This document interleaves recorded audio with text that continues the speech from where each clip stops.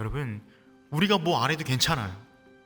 그냥 예수 이름으로 우뚝 서 있기만 하더라도 우리를 통하여 하나님의 영광을 받으시고 우리를 통하여 복음이 전해지는 줄 믿습니다.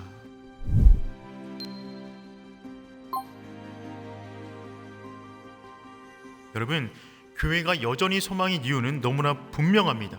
하나님이 교회를 통해서 역사하시기 때문에 그렇습니다. 처음에 교회는 예루살렘 교회밖에 없었어요. 끊임없이 교회를 죽이려고 하고 핍박했지만 교회는 사방으로 흩어져서 더 많은 교회들이 생겨났다는 것입니다. 그리고 핍박이 주어질수록 교회가 없어지는 것이 아니라 교회 가운데 무엇인가가 더해지게 되었어요.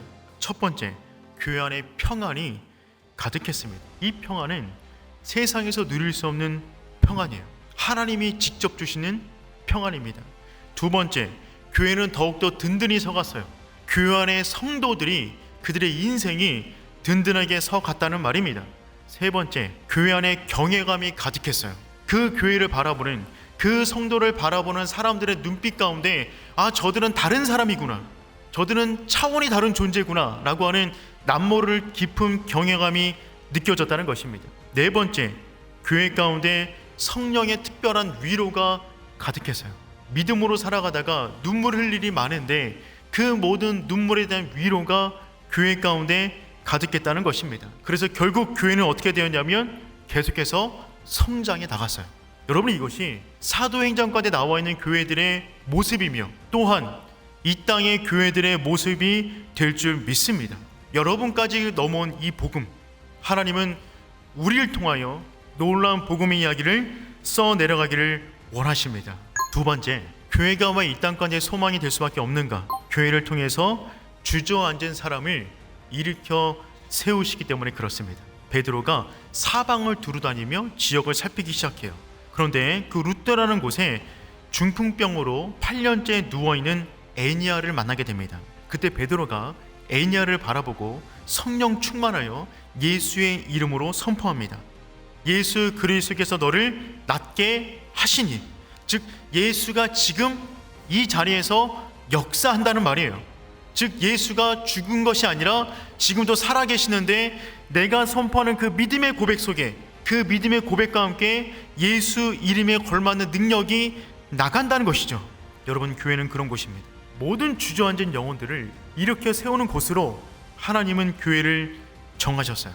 일어나야 될 대상 가운데 우리가 가장 먼저 일어나야만 합니다. 일어나는 그 모습 자체가 하나님께 영광을 돌리기 때문에 그렇습니다.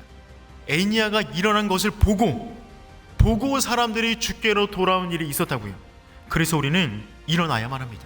우리를 통하여 그 복음이 전파되어야 하기 때문에 그렇습니다. 교회가 여전히 이 땅 가운데 소망이 되는 이유는, 여러분, 교회를 통하여 하나님은 죽은 자를 살리기 때문에 그래요. 베드로는 사람들을 다 내보냅니다. 그리고 다비다 시체를 앞에 두고 등을 돌린 채 무릎을 꿇어서 예수의 이름으로 기도하기 시작해요. 그러자 하나님께서 고치실 것이라는, 살리실 것이라는 믿음을 강하게 주셨어요. 다비다를 바라보고 믿음의 선포를 하기 시작합니다. 다비다야, 일어나라. 다비다 쿰.